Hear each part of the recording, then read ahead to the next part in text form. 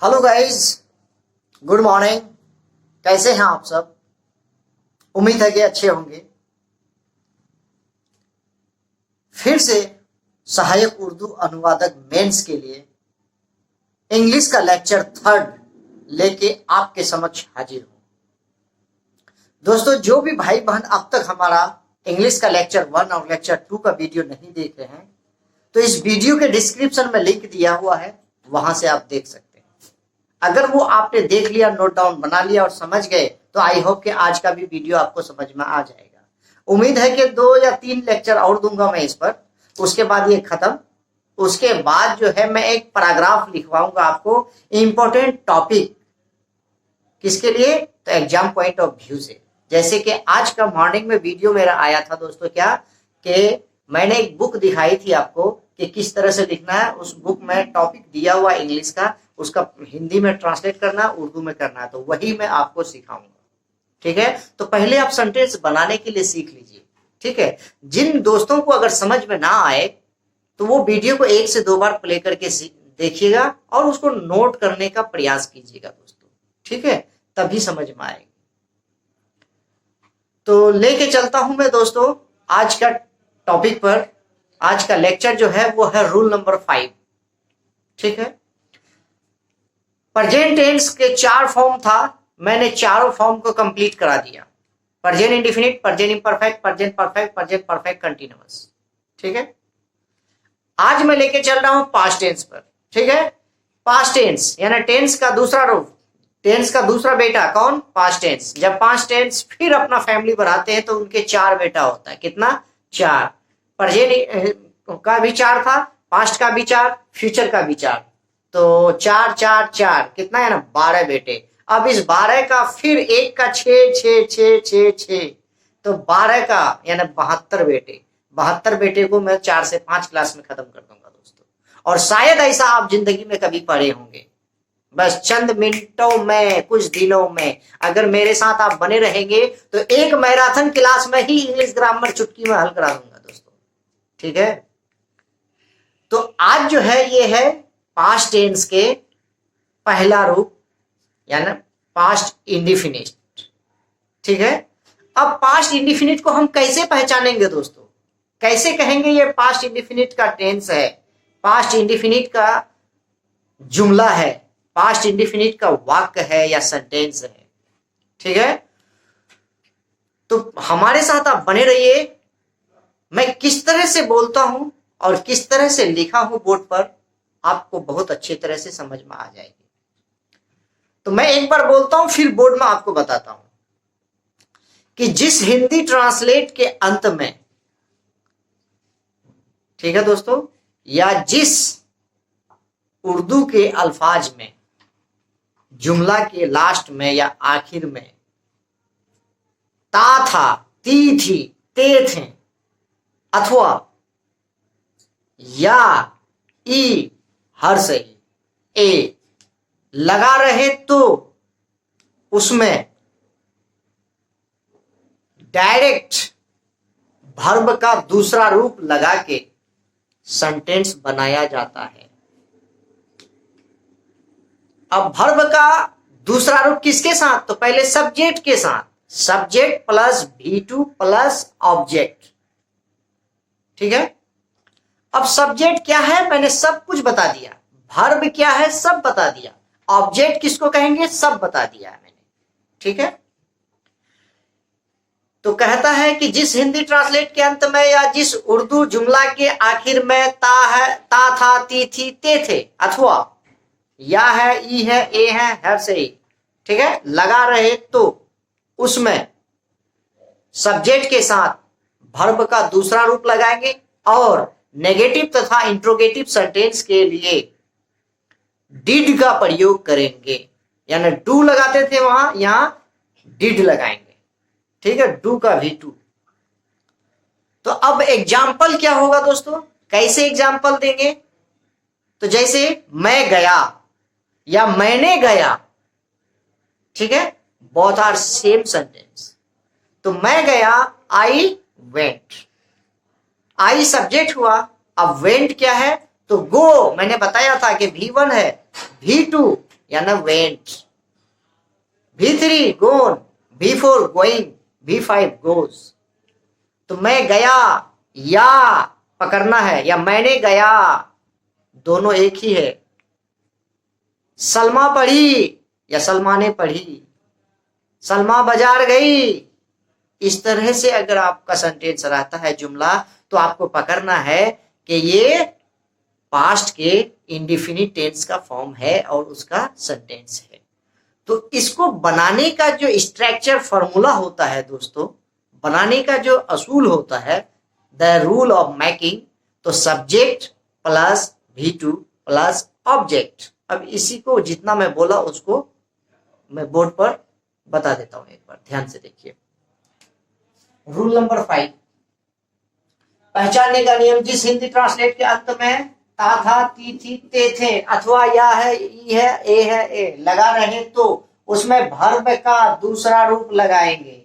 ठीक है। नेगेटिव और इंट्रोगेटिव सेंटेंस के लिए डीड का ही प्रयोग करेंगे। किसका?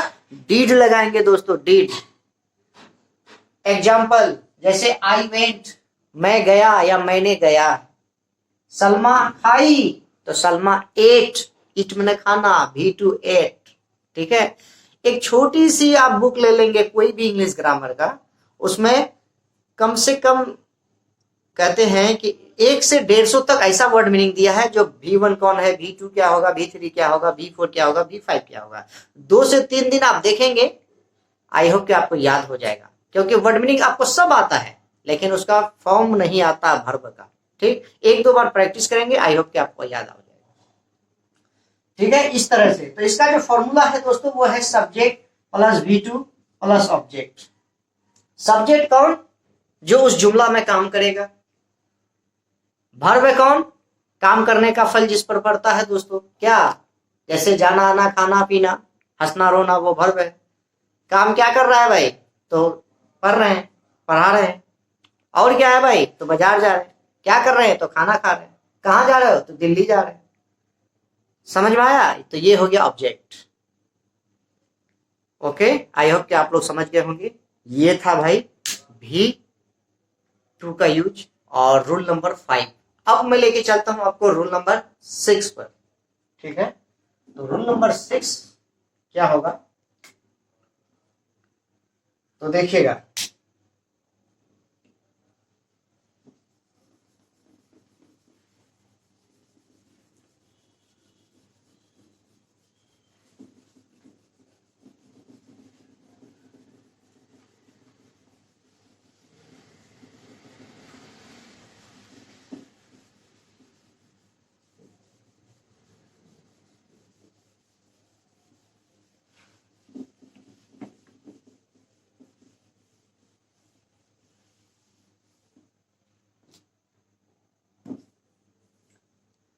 तो आप लोग इसको नोट बनाते रहिए।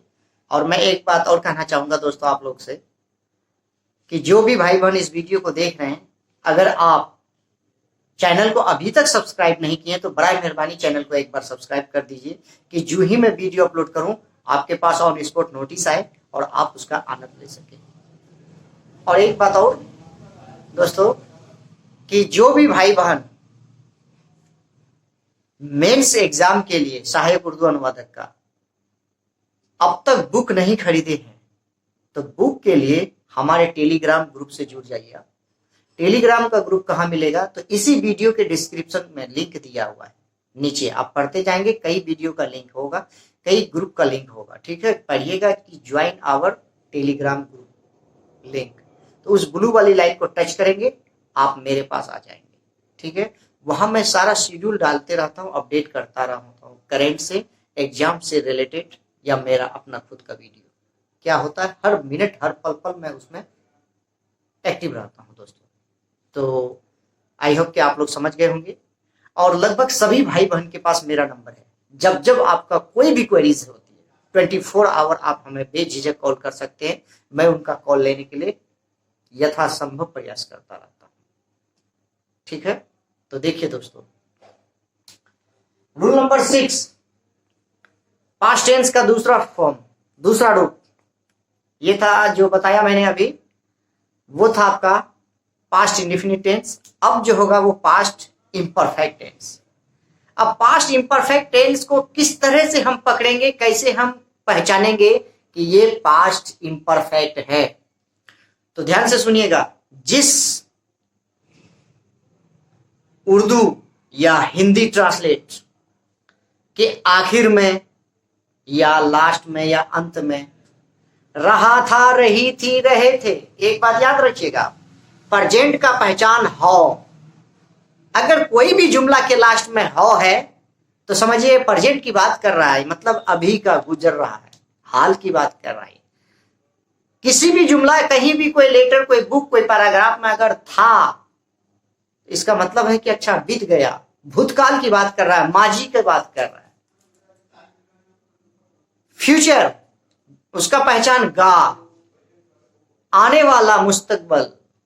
ठीक है, मुस्तकबिल क्या है आपका, क्या है फ्यूचर, कैसी होगी आपकी एग्जाम का पैटर्न, क्या पूछा जाएगा आपसे, अभी किसने, कोई नहीं देखा दोस्तों, तो वो आप गेस करते हैं, अंदाजा लगाते हैं, आने वाला है, आएगा, तो वो होगा फ्यूचर। ठीक है, तो समझ गए। तो ये जो पास्ट टेंस है, पास्ट टेंस का दूसरा रूप है पास्ट इम्परफेक्ट। इसको पहचानने का नियम है कि जिस हिंदी ट्रांसलेट के अंत में रहा था, रही थी, रहे थे, अगर लगा रहता है या लगा रहे तो उसमें सब्जेक्ट के साथ वाज और वेयर का प्रयोग करेंगे, साथ ही साथ वर्ब का चौथा रूप लगाएंगे,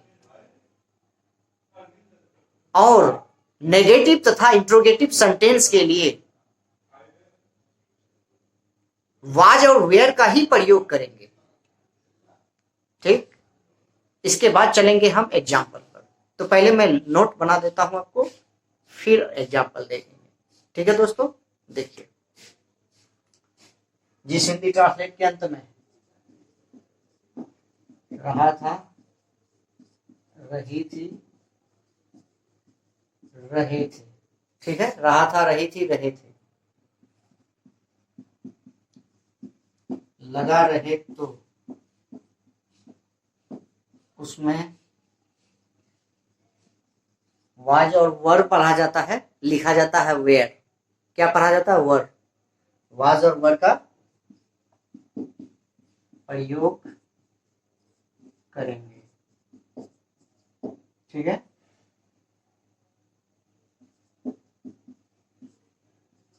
साथ ही वर्ब का चौथा रूप लगाएंगे। नेगेटिव प्लस इंट्रोगेटिव सेंटेंस के लिए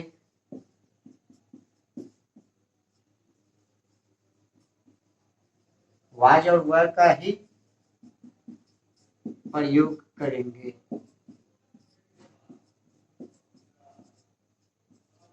ठीक है, अब एग्जाम्पल।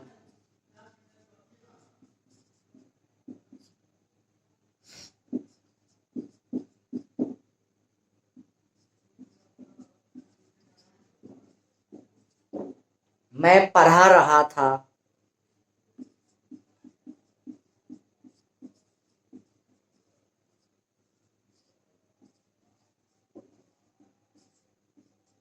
सलमा किताब पढ़ रही थी,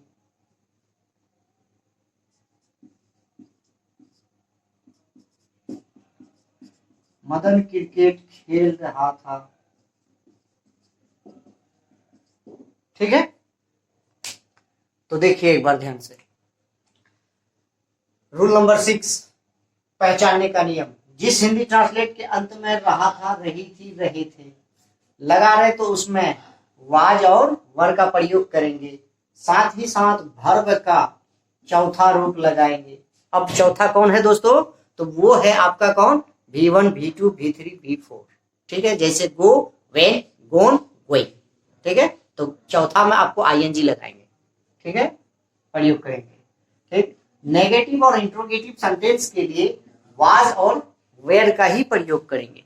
किसके लिए? नेगेटिव सेंटेंस के लिए। ओके, अब एग्जाम्पल देखिए दोस्तों, एग्जाम्पल है कि मैं पढ़ा रहा था, ठीक है, तो मैं हो गया क्या, आई।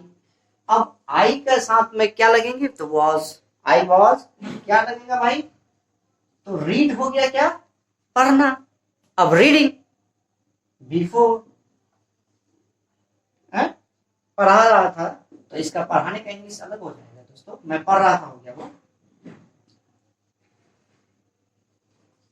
आई वॉज टीचिंग, ठीक है, टीच मीन्स पढ़ाना, रीड मीन्स पढ़ना।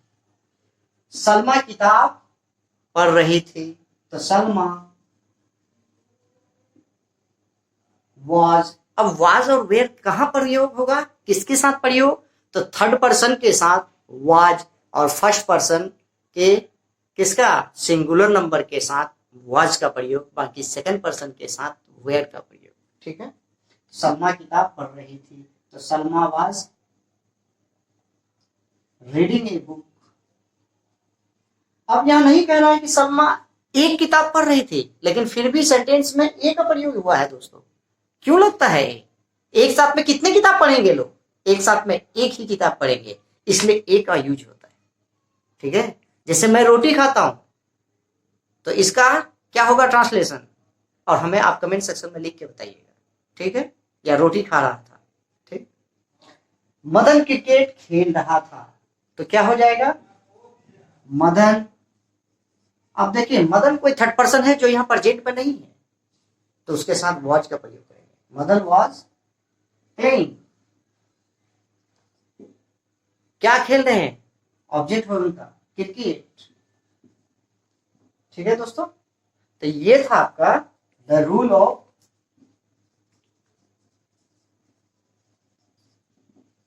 मेकिंग, क्या, तो सब्जेक्ट प्लस बिफोर प्लस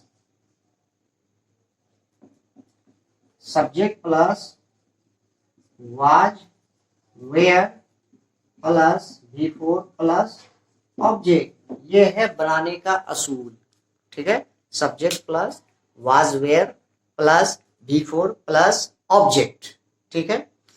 तो आज का जो वीडियो था दोस्तों, ये लेक्चर है, ठीक है। आज दो टॉपिक एक साथ कंप्लीट किया मैंने, यानी रूल नंबर 5 और रूल नंबर 6। अब जो नेक्स्ट वीडियो आएगा दोस्तों, वो है रूल नंबर 7 और 8, यानी past tense that is complete, ठीक है। तो चलते चलते मैं एक बार फिर से कहना चाहूंगा कि आप लोग हिम्मत नहीं हारिए, आप मेरे साथ बने हैं, मैंने आपसे वादा किया है इंग्लिश इतना आसान कर दूंगा दोस्तों, कोई भी सब्जेक्ट चुटकी में हल करेंगे आप, चुटकी में, समझ गए। मैंने वैसा टॉपिक सेट किया है, वैसा मैंने नोट बनाया है, अपना सारा नोट्स मैंने आपको दे दूंगा और आप सब कोई सिलेक्शन लेंगे, ठीक है। और सहायक उर्दू अनुवादक के लिए एक गुड न्यूज आया है, लेकिन अभी मैं नहीं बताऊंगा, देखता हूं कल या परसों, अभी कंफर्म हो जाता हूं मैं, ठीक है। ऑफिस से मिला है नोटिस कि अभी तो खैर नहीं, उसके बाद लाइव आके मैं बताऊंगा, कोशिश करूंगा मैं। चलते चलते एक बार कहना चाहूंगा कि दोस्तों फिर से एक बार लिंक को शेयर कर दीजिएगा चैनल का, और आखिरी शब्द मेरा यही होता है कि पढ़ो ऐसे कि पढ़ा सको, ठीक है दोस्तों। धन्यवाद, बाय बाय, टेक केयर।